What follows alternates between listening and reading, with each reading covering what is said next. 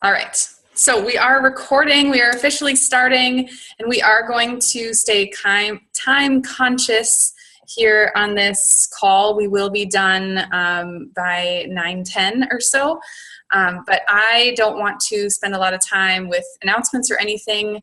So I'm just going to jump right into it. I'll give a brief introduction to Cami and how I know her, and then I'll kind of let her talk about her expertise and what she's learned and dove into over the last couple of years. So I know Cami from, is it 10 years now? Yeah. Probably 10 Mm-hmm. years. Solidly, I guess.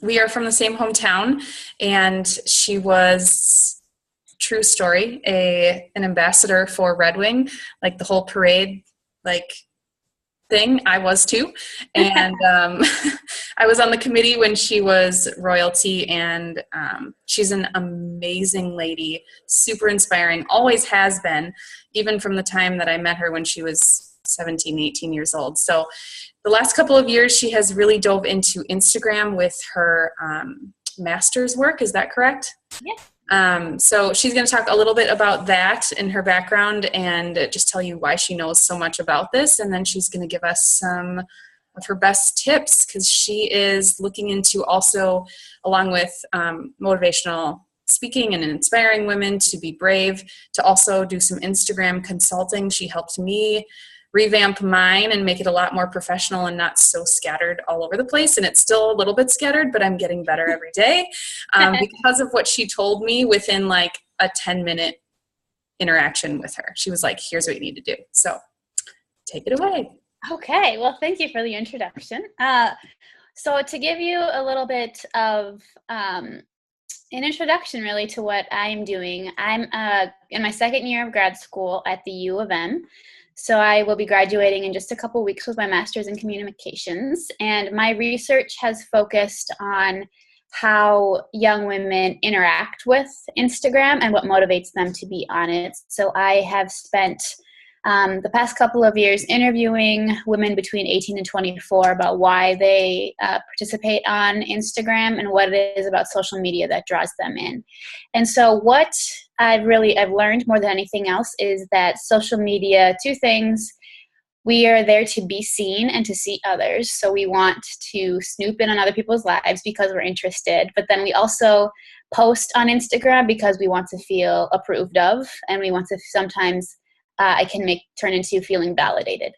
So when it becomes not just something that you do for fun, but it's more of some place to exist and find your self-esteem, then it becomes a source of validation, and it can become kind of an angel and a devil at the same time, and that you can feel good some days and really awful on some others. So I am incorporating my research into the work that I do with middle school, but mostly high school and college age women, on how to be savvy social media consumers and producers, because they are both, and then how we can be brave in our daily lives and in what we choose or choose not to do. So that's a little bit about me. I have a business called Brave Like Me, and Andrea says I speak. I do consulting this way, and then I'm also getting into some coaching as well. So it's a little bit about me, but we are here tonight to get you all some tips on Instagram. So first things first, if you do not have your Instagram account set up as a business profile already, you need to do that right now, because you need to be seeing who is reacting to your posts. So who's your audience and when, because if you know when your audience is on the most, you're going to be finding out when you're going to get the most likes as well. Also, you need to be looking at the hashtags that you're using, and if you're not using hashtags, start. I know a lot of people think they're cheesy or a cliche, but even posting them in your comments so people can't see them, it's going to increase the number of likes that you get. Ultimately, you're going to see the changes immediately on posts when you start using hashtags. And I don't want you to just hashtag everything or anything. I have a set number of hashtags that I use in my notes on my phone that I copy and paste into every single thing I post, and it boosts my likes by at least 20 to 30 likes. I haven't hit the hundreds yet, but we're getting there. And then also, If you all want to jump on your Instagram right now and head over to my account so we can be talking about the same thing. My account is Brave Girl Cam, all lowercase, one word, Brave Girl Cam, CAM. Okay, so when you get there, if you want to scroll through a little bit, you'll see that it's telling a story, and that's what you want your Instagram to do, is to tell a story about what you're passionate about and who you are. So it's not about individual posts. It's about people coming to your feed and looking at the entire thing and seeing what you're about and why they should be following you.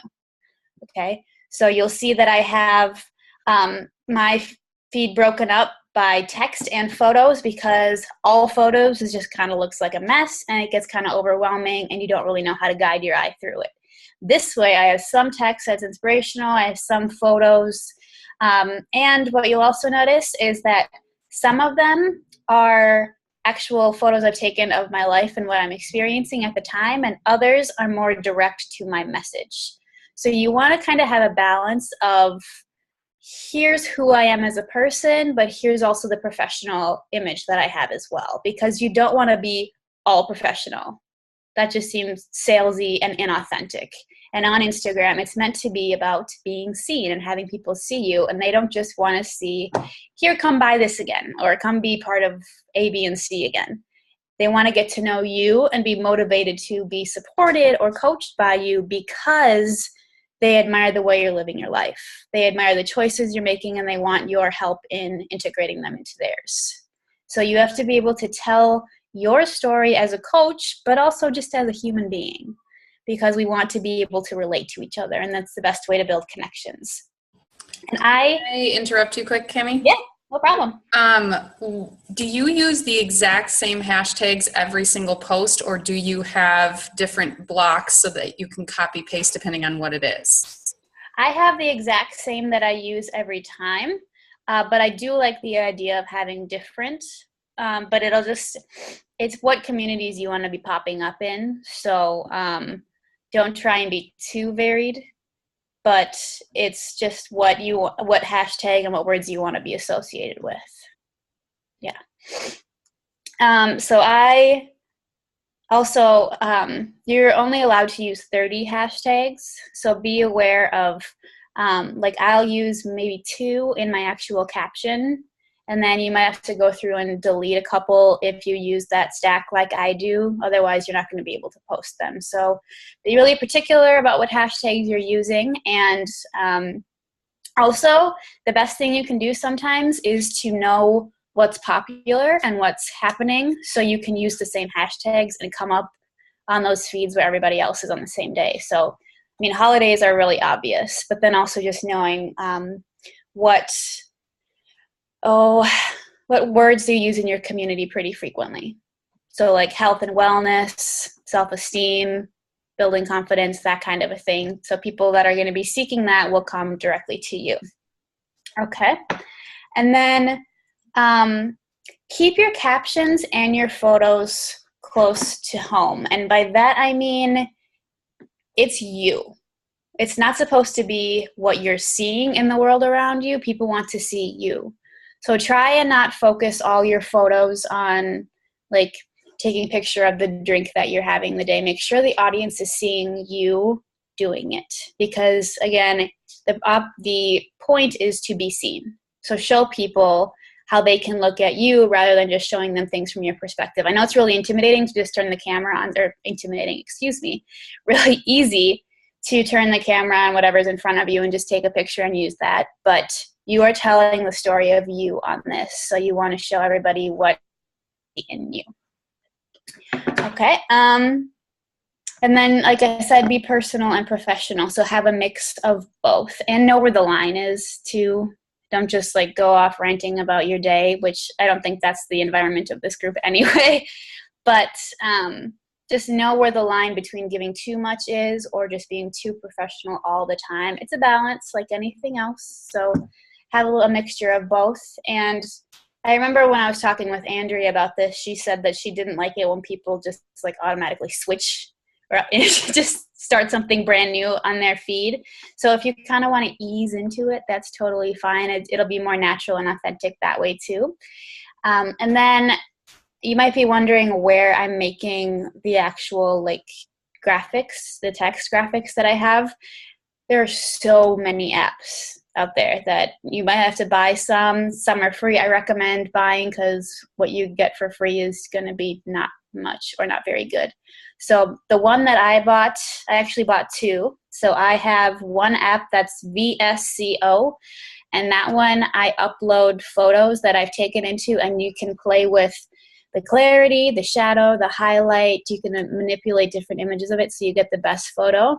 And the more clear the image is, the better. People are more interested in what they can actually see than something that's like blurry or looks like it was taken by a total amateur who just pointed their iPhone at something, because it is a visual platform.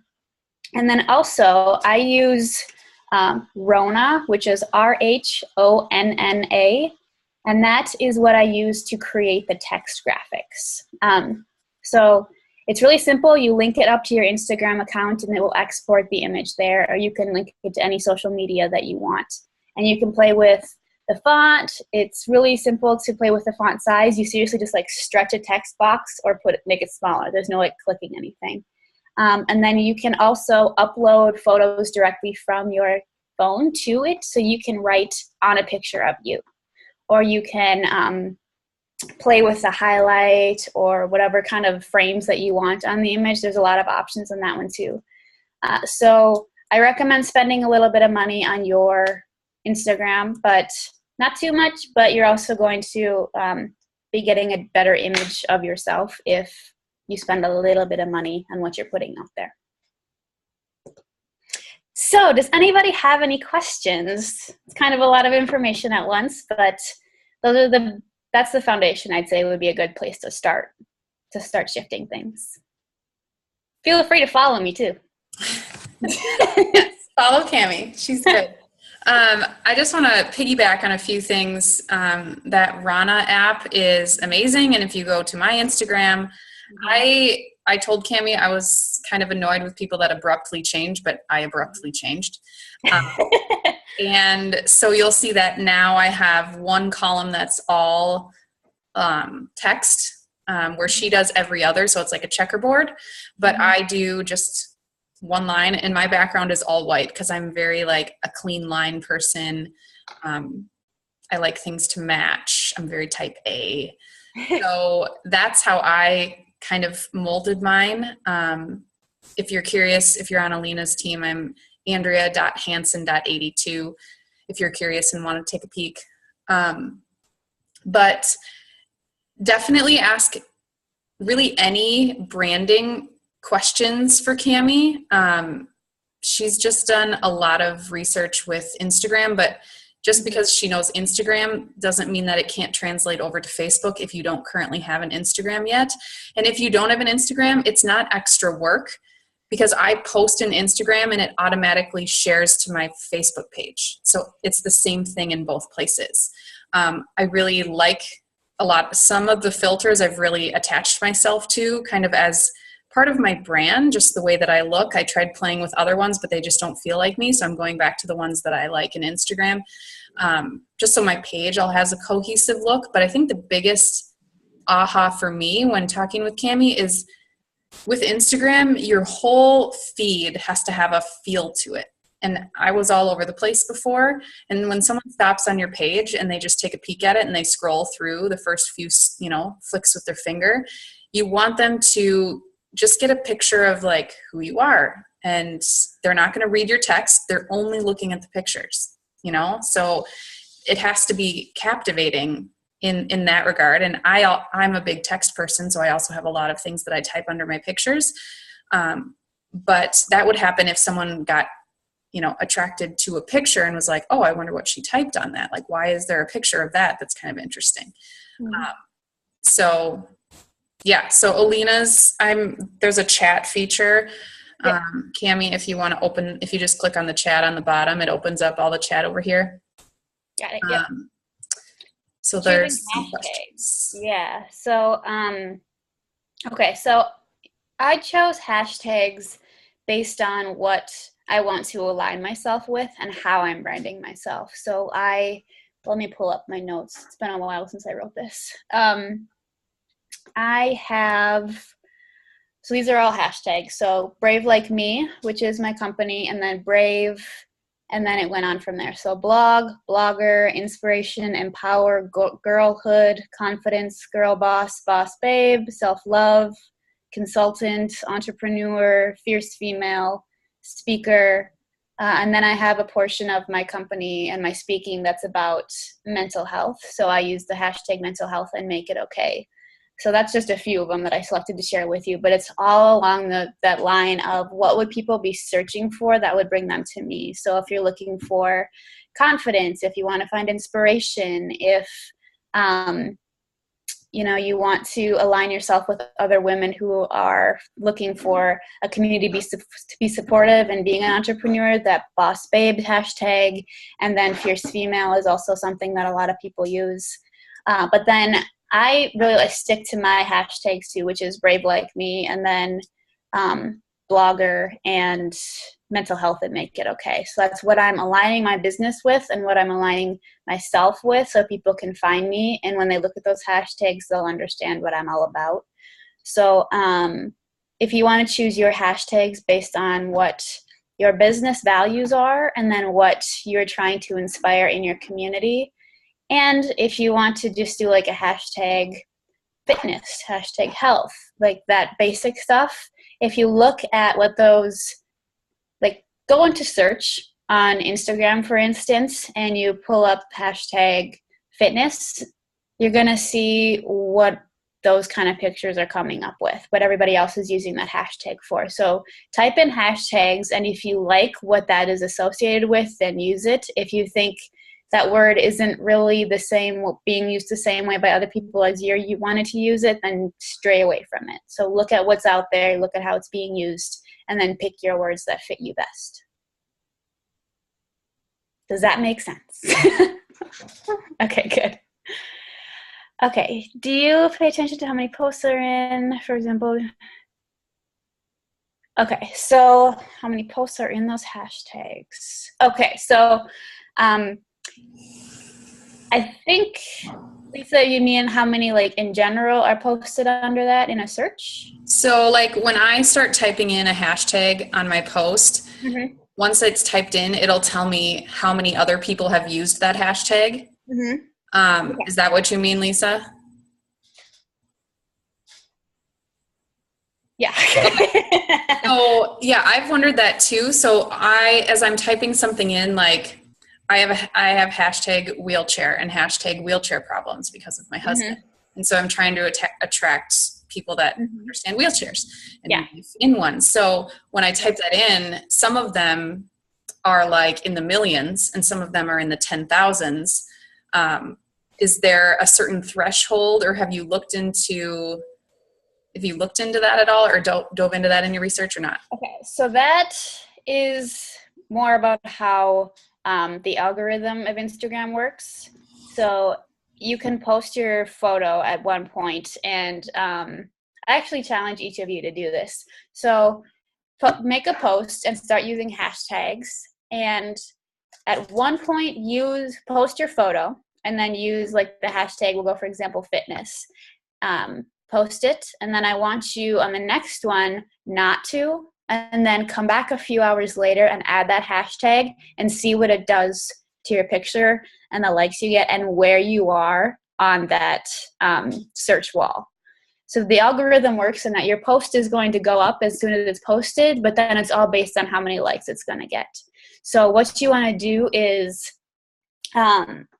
post different hashtags at different times if you want to put that work into it, or be aware of which hashtags are being used the most, so you're presenting yourself, and then redo it on all of your photos. Just play with the algorithm a little bit, do some research on that to better understand it too, so it makes sense to you, and then play with your hashtags, which I know it sounds confusing to talk about an Instagram algorithm, but the more you understand it and how it works, the more benefit you're going to have in the kind of response you'll get and feedback you'll get on a post.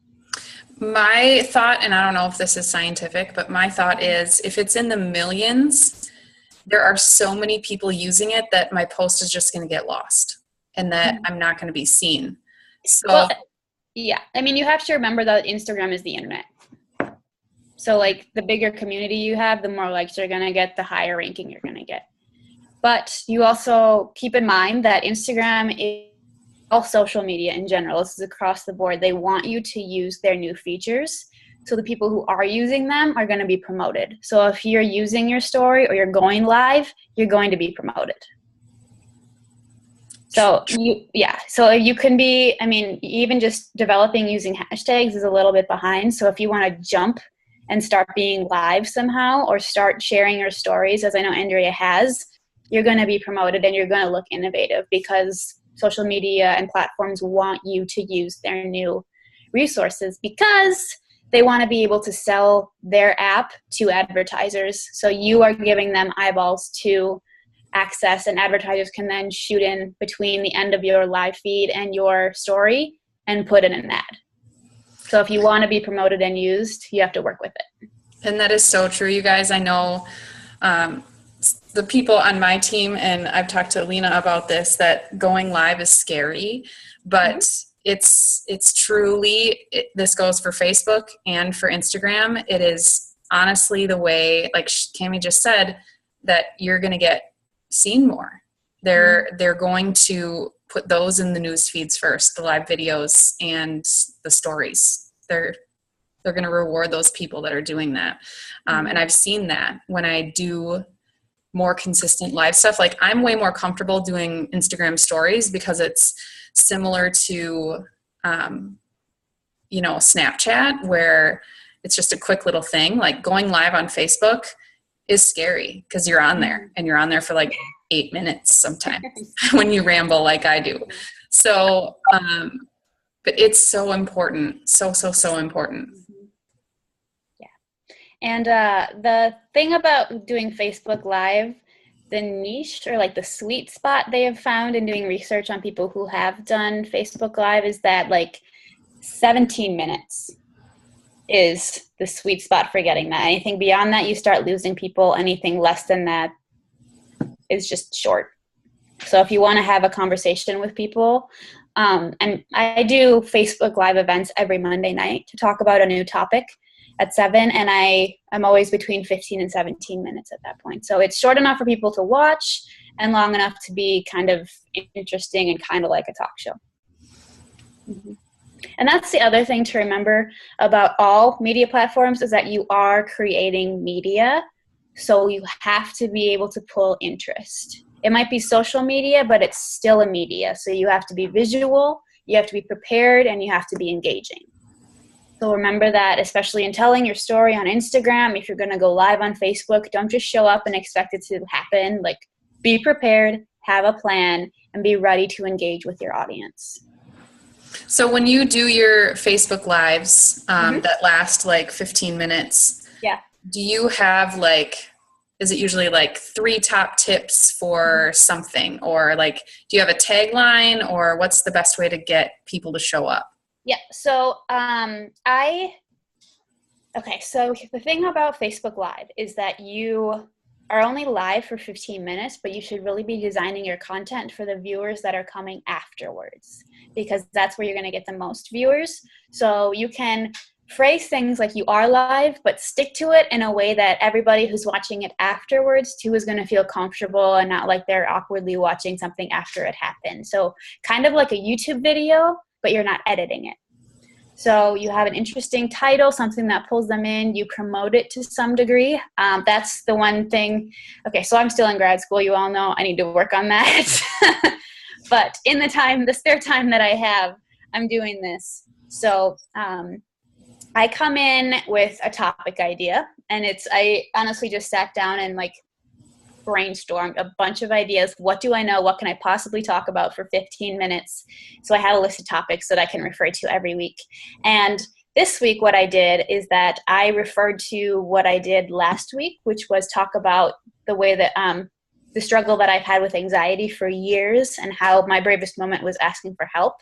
And then this week I countered that with, in addition to asking for help, I manage stress in these ways. And I gave them 3 ways I do manage it and 3 things I don't do to manage stress. So it was saying that what you do is just as important as what you don't do. So I gave them 6 tips, but then I also showed that I have a really long list of ideas and tips for managing stress, so I can turn that into a blog and pull them onto my page. So it's a little free teasers that they get to be pulled into a product at a later point. Okay. Mm-hmm. That was a long answer to a short question. I love it. I love it. The more content, the better. Does anyone else have anything to pick Cammie's brain about? We've got 10 more minutes. Yeah. And I'm a teacher, so I'm okay with waiting in silence. It's not awkward for me at all. Out. Cammie, do you have your conversations on Instagram with people, or do you move them to another platform like Facebook? I've been doing solely Facebook right now, but I am looking closely at the data that I have on both sites. So on Facebook, what it tells me and what Instagram offers me, to find out where my time is going to be better spent just based on my age group that I want to be reaching. So I think I have to be integrating somehow more of an Instagram live chat. Facebook is still helpful, but I'm not getting as much of an attention grab from my prime age group, if that helps or answers your question. How do you gain new contacts on Facebook? I just keep, yes.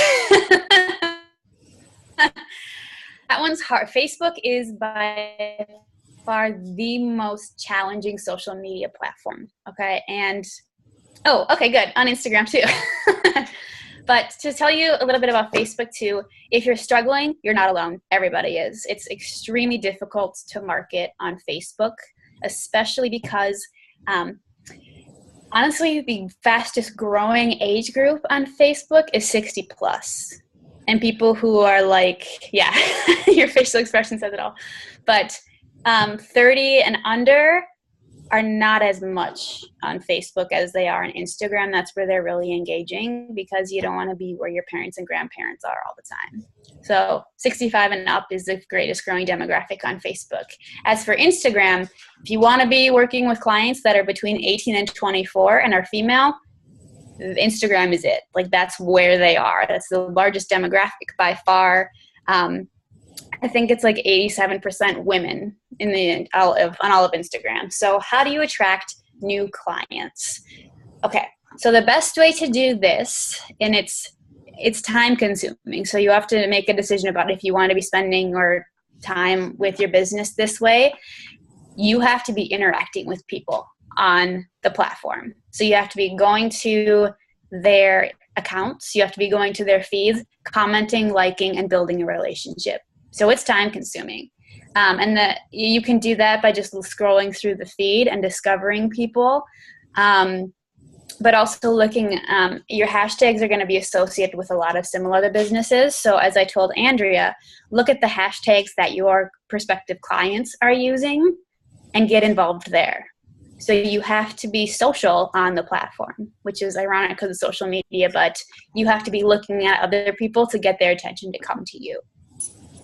So even if you could dedicate like 30 minutes a day to just playing around on Instagram a little bit, I think it would be worth your time. And let me give you just a tip, because since meeting with Cammie, I've started using hashtags. And so I have those people coming to me, commenting on my stuff, trying to get me to engage with them.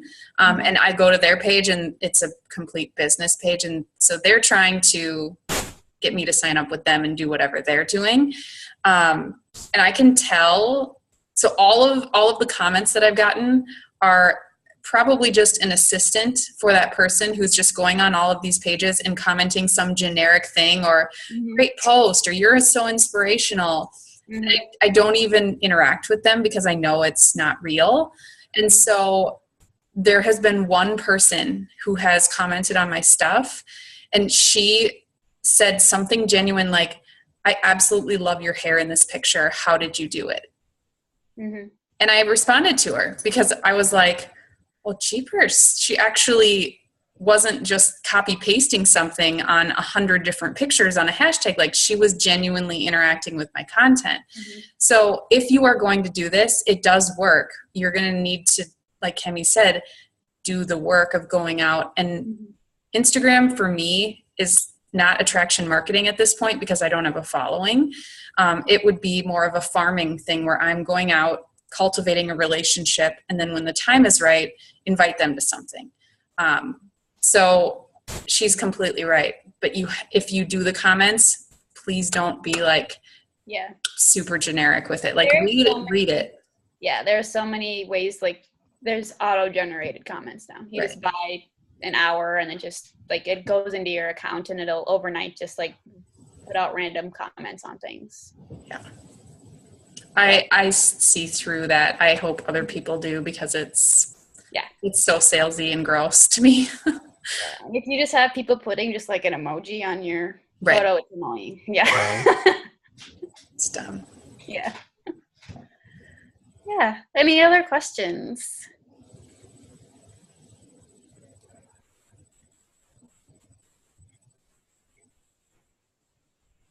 Does anyone feel intimidated by Instagram at all? A little bit? Yes, no? Yeah. What's intimidating about it? What makes it different from other social media for you guys? I think for me, I feel like everybody's been on it for so long, and since I'm just now jumping on the bandwagon, I feel behind, and I feel like I'm playing catch up, like trying to like make my space in an area that I'm just diving into. Right. So then, 2 thoughts for you. Don't push yourself too hard or feel overwhelmed. Just dabble in it a little bit, but then also like be really vulnerable and honest about that on Instagram because people respond really well to that. So be like, I'm new to this. I'm figuring it out. Any advice you can offer, any insights you have, I would really appreciate it and see what kind of feedback you get. Because the worst they can say is no, and then you're just like hanging out there, and you're no worse for the wear essentially.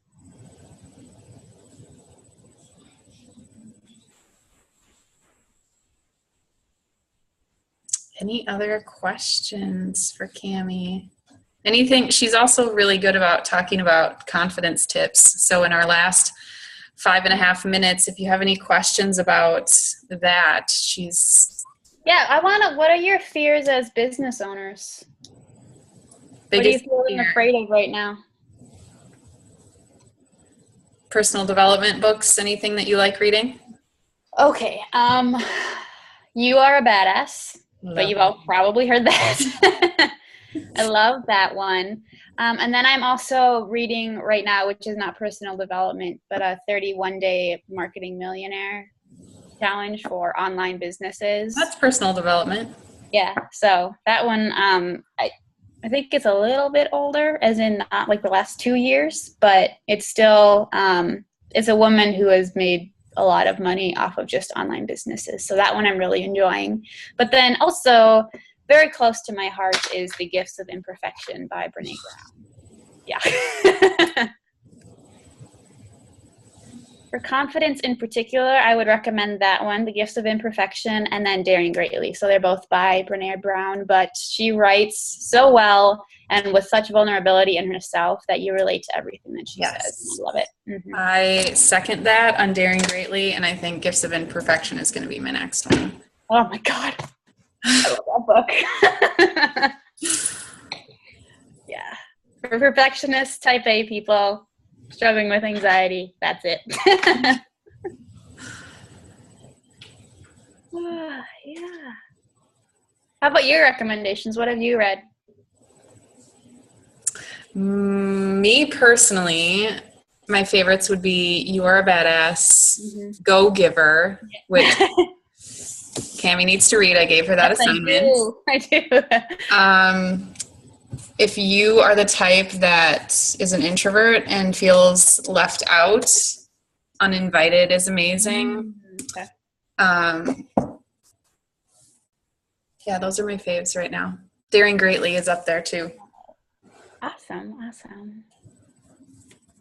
Okay, so what are all y'all's, I'm from Minnesota and I just said all y'all, but whatever. What are your Instagram accounts? How about everyone just type them into the chat box if you have one?